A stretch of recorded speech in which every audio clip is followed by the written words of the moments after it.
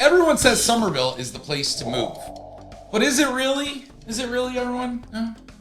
Or are there better, cheaper, safer, smarter options? Well, let's break it all down before you pack your bags. You're about to spend hundreds of thousands of dollars relocating based on a Facebook post and your cousin's opinion. Cool. Or you could watch this first. I'd watch this first. All right, so let's talk about it. Is it the right place to move to in 2025? Well, let's get to know things a little bit. Who are your competitors? Who's fighting for your move?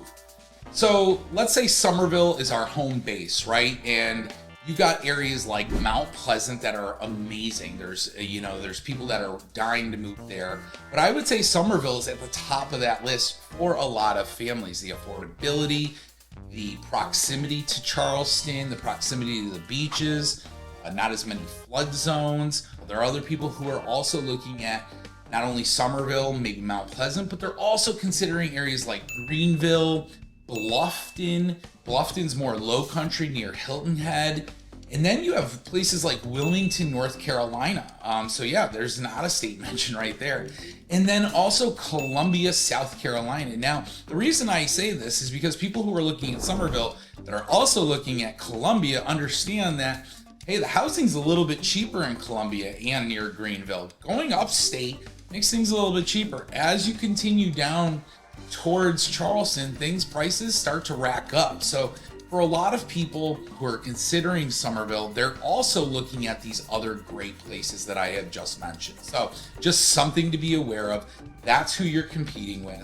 And a lot of it is families, people relocating for work, jobs, careers, all that great stuff. Well, Ryan, how does the lifestyle and vibe compare to all these different places? Well, Summerville is the best way for me to explain Summerville is it's suburban, it's family driven, a lot of master plan communities, but it's laid back. And so if that's something that you like that laid back lifestyle, you like that more chilled atmosphere, you want to get on a golf cart and go to a restaurant, go to a bar, go get wings, go get ice cream, whatever it is, you can do that in Summerville. And then you have areas like Mount Pleasant. Now, Mount Pleasant is a little bit more polished.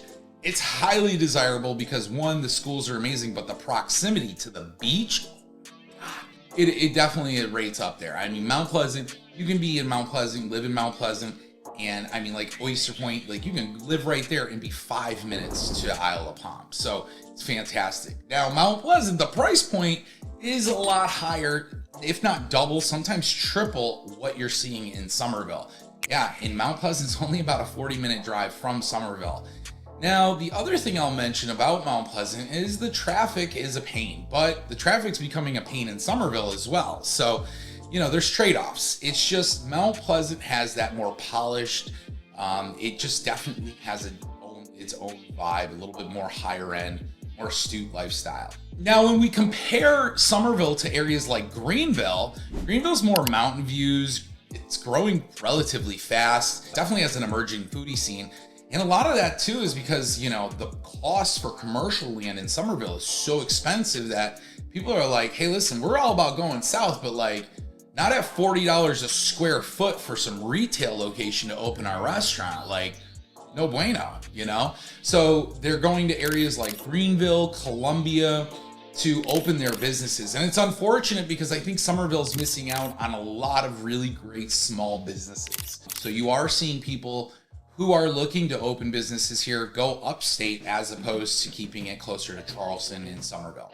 Now, let's talk about Bluffton. So Bluffton is more that coastal vibe. It's definitely a retirement heavy area. And then you also have Hilton Head access. So one of the big benefits of Bluffton is being able to get over to Hilton Head Island and just go in there and go to the beach and all that stuff, play golf. People who live in Bluffton know that it is a big golf area. So if that's something that you're looking for, I would actually highly consider Bluffton. It's not that Summerville doesn't have a great golf scene. It's just that there's people who are like, hey, I want to be coastal.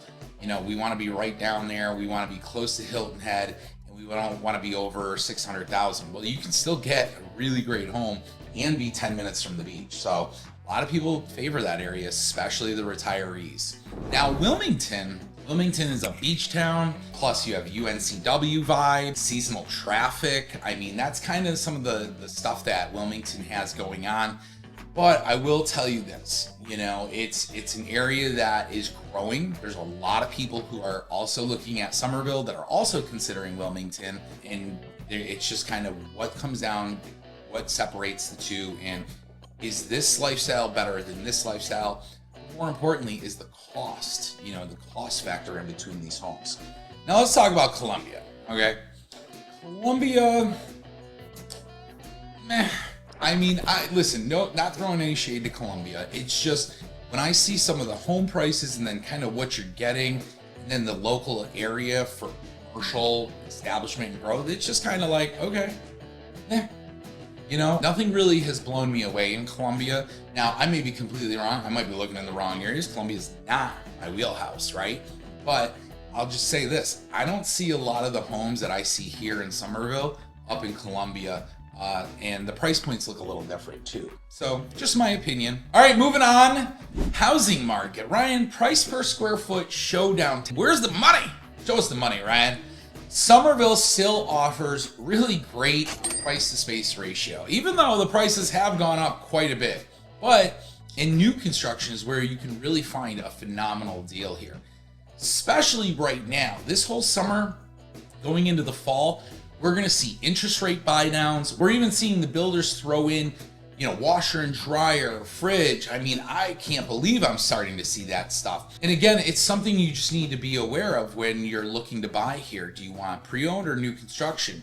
It might be a better deal to go new construction, and sometimes it is. Now, let's talk about Mount Pleasant, because you're often going to double, if not triple, the amount per square foot. And Mount Pleasant is just a lot pricier. I'll give you an example. I actually looked up a home that was the same size of my home, square footage, lot size, and I looked it up in Mount Pleasant. I was just curious one day. I wanted to see what it would cost me to buy my same home, my same lot in Mount Pleasant. And I'm not joking. The home was $1.6 million. Again, didn't have a lot of the upgrades, custom upgrades my wife and I have done in our house, but it was still a really nice home. But I was like, for 1.6, I'm like, no way. I'm like, we'll stay right where we're at. But it just makes you understand that, you know, if you want to be closer to the water, there is a premium to that. Now, Bluffton is an area that's actually climbing rapidly in price because of the retirees. So we're seeing so many retirees move there. Margaritaville, Del Webb, the K-Hov. I mean, they've got those down there, and people are buying up houses fast. And so the prices are just ticking up. And the same thing is actually happening in Greenville.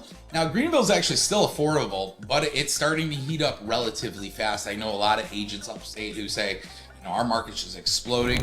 People are going crazy here. And it's the same thing with Columbia. It's a cheaper market than Summerville. And that's why you're seeing a lot of people move to those areas, because they're like, hey, I can take my $600,000 that I'd buy something in Summerville and maybe get a full acre, 4,000 square feet in Columbia or Greenville. And then people also will factor in things like property taxes, insurance premiums. Now, I will say this, Berkeley County in Summerville is the number one, like, most affordable county in the entire state when it comes to property taxes, insurance premiums. Even the flood zone areas, they're not that bad. Like, when you consider other areas and what flood zone they have in certain neighborhoods or areas, and then you factor the cost. I look at the flood zones in Berkeley County, and I carry flood insurance in my property, and it costs me $400 a year. So, you know, there's definitely a price difference. Well, that's all great, Ryan. What about commute times and infrastructure realities? Like, are they going to expand things? Like, what's going on? So in Summerville, I-26 is going to be your new part-time job. If you left for work at 7 a.m. and you get to North Charleston by Thursday, you're doing pretty good for yourself. You're doing pretty good. I make jokes on this channel, people. If you don't like that, there are other people who are not as funny as I am. But I'm just saying, Summerville is usually, you're going to use the I-26 and you're just going to be on it quite a bit. You know, if you want to go to Costco, you got to go I-26. If you want to go downtown Charleston, you got to go 26. If you got to go to the beach, I-26. So it's just going to be a highway you're going to use quite a bit. So you want to get to know it. All right, guys, I'm interrupting this video. If you were moving to South Carolina today, which city would you pick? Mount Pleasant, right, has the Ravenel Bridge, but I'll tell you what, choke point, I'm not going to lie to you guys, that gets busy, and then there's limited main arteries in and around Mount Pleasant that just sometimes back up. 17, 41, I mean, those are constantly packed with traffic. No matter what day or what time it is, it's just consistent. So if you're moving to Mount Pleasant, just understand there are some growing pains in those areas. Are they doing something about it? I've heard word that they might expand 41 and make that 4 lanes. I think that's going to probably need to happen, much like they did in Summerville, where they put State Road. They actually expanded State Road now to 4 lanes, and they have pull-off areas for the businesses and commercial areas. So it's not as bottlenecked as these other areas are. And a lot of that has to do with the age of the area. People only in the last few years have started really migrating here. And then you have areas like Greenville, which is surprisingly easy to commute for now, but it's surprisingly easy to commute. I haven't had a lot of traffic issues in Greenville. And same thing with Bluffton, even though it has limited roads and it's got seasonal tourism traffic, for the most part, it's not that difficult to get around Bluffton. Now, you will see that seasonal tourism traffic that I mentioned, but that comes with a lot of areas. Even if you were thinking like Myrtle Beach has a ton of tourism traffic, but it's seasonal. And areas like Wilmington have a ton of bridges. They have a ton of coastal evacuation routes, and those can back up. So something to consider. And then Charleston Peninsula living equals walkability, but it's definitely a higher price. So if you're someone that's like, listen, I love walking every day. I like riding my bike. I don't usually go very far for a lot of things, and I like city living. Then downtown Charleston on the peninsula might be the best situation for you. You're just gonna, again, have to pay a premium for it to live in historic Charleston. Columbia, South Carolina is known for its city living and area parks. And it has a lot of walking areas, biking areas, trails. I know a lot of people who have very outdoor lifestyles who live in Columbia. So there is no reason why people aren't looking at Summerville and also looking at Columbia for those same kind of lifestyle and options. Now, let's dive into schools, kids, and family life, because that was one of the big motivators for my family and I.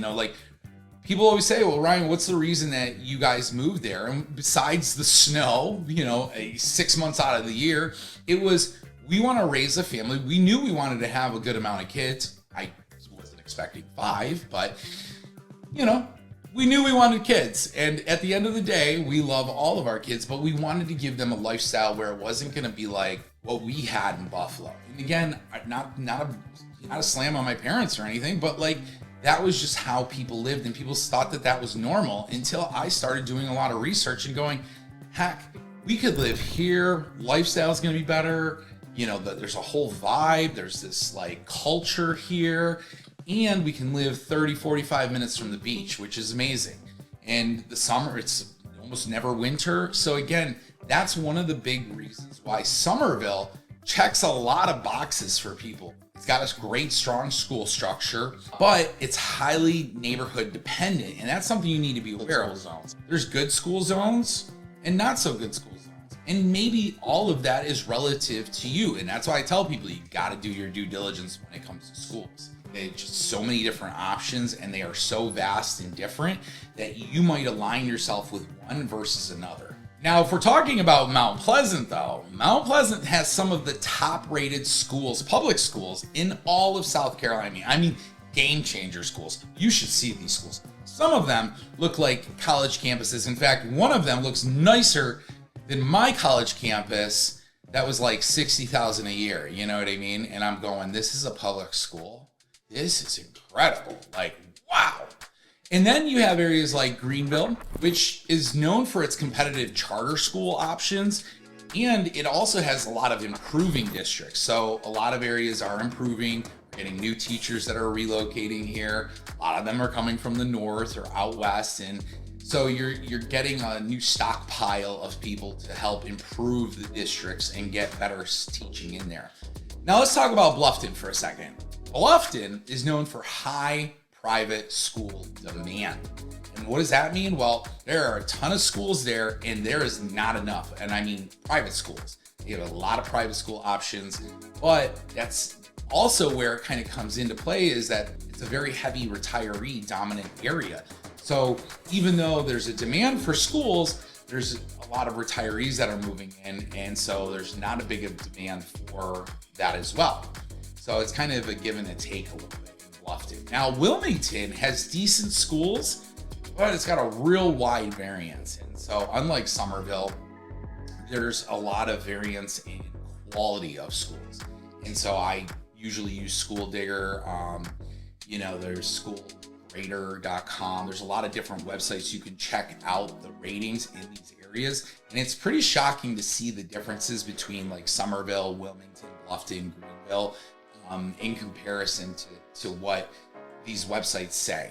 Now, Columbia is some of the most well-rated schools, but also have some not so great options as well. So it really depends on where you move to in Columbia.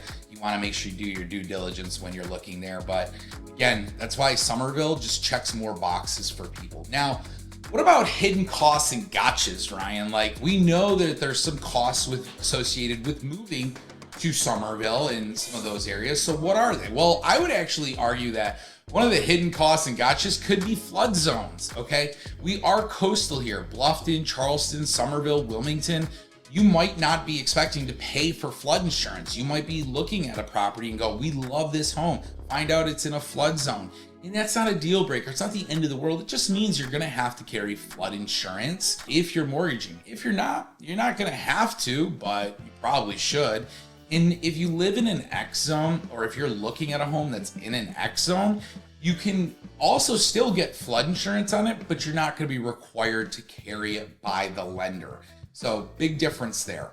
Now let's talk about hurricane prep. So some hidden costs you might find are just like prepping for a hurricane, going out stockpiling water, paper towels, toilet paper, batteries, like all the things that you might not be expecting. That's part of your hurricane prep. And so that is kind of a hidden cost when you're relocating here. Now, most of you might be familiar with HOAs, but some of you might not. And in Summerville, Mount Pleasant, Bluffton, these areas have master plan communities and they have some strict HOAs. Some areas are actually more strict than others, but it just depends on what the HOA management company is and who they are and how they handle things. Some are better than others. That's all I can tell you. And I gotta be honest with you. This is coming from a guy who got a fine for having the wrong colored pillows on my front porch. So, yeah.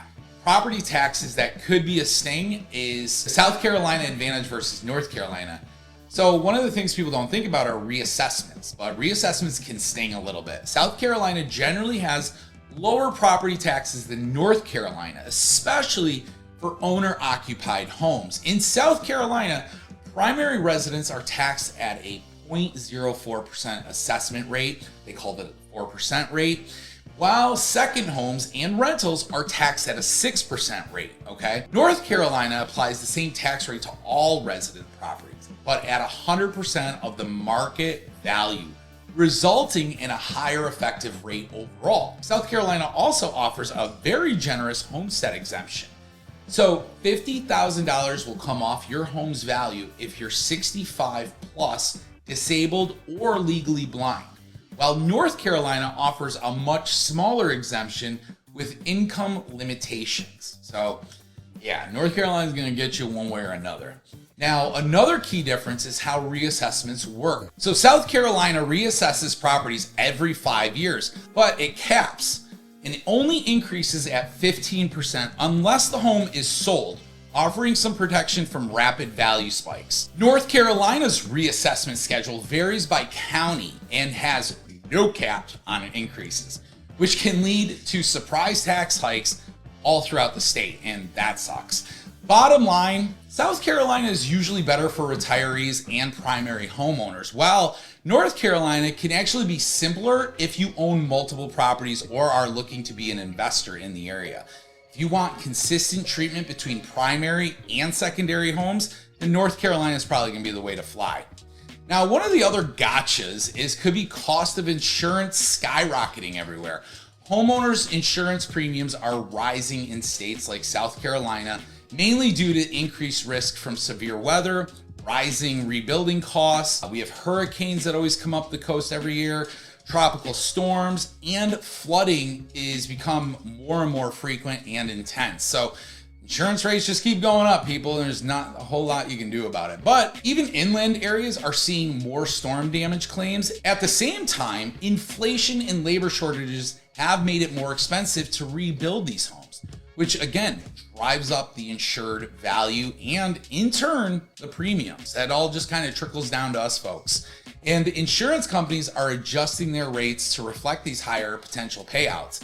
On top of that, fewer insurance companies are willing to take the risk on high storm areas. I recently heard about it the other day. An insurance agent just pulled out of the Mount Pleasant area and was like, hey, we're just not insuring anyone in this area anymore. And I was just kind of like, whoa, okay. So, again, it means there's less competition and higher prices for you, the consumer. So if you're someone looking to buy in one of those areas, they don't have a whole lot of competition, then those prices are going to be a lot higher for you. And insurers are also paying more for their own coverage. It's called reinsurance, which they pass along to you, the homeowner. If you didn't know that, well, now you do. And with an increase in claims, both legitimate and fraudulent, you're just seeing these insurance premiums skyrocket in a lot of areas like Florida or other areas where, they're getting hit constantly by storms and hurricanes and other things like that. Now, factor in rising legal costs on some of these fraudulent claims, and you can see why the insurance companies are tightening up and they're charging more across the board. As a result of all of this, South Carolina homeowners, especially those near the coast, are seeing sharp increases in their premiums because the insurance companies are like, listen, we're not paying for it, but you will. So Ryan, let's talk about the intangibles, right? Where do you fit best? Well, if you guys want family-friendly, master plan living, Summerville wins, right?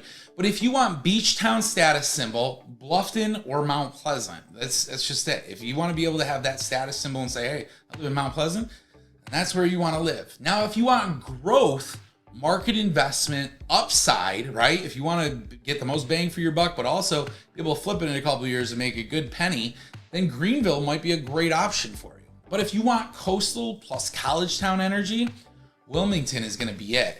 And if you want Charleston charm, get ready to pay for it. So again, I got to come down. My final verdict, and everybody asks me this, Ryan, would you move to Summerville? If you had to do it all over again, Ryan, would you move to Summerville? So I'm going to say, hey, would I move to Summerville in 2025? My honest take, Summerville offers a balance that's just hard to find anywhere else. So if you want Charleston area access without the sticker shock, Summerville is still a great value, but you need to be strategic on neighborhood choice, commute trade-offs, and builder selection. And if neighborhood choice is at the top of your list right now, then you need to click this video and continue watching.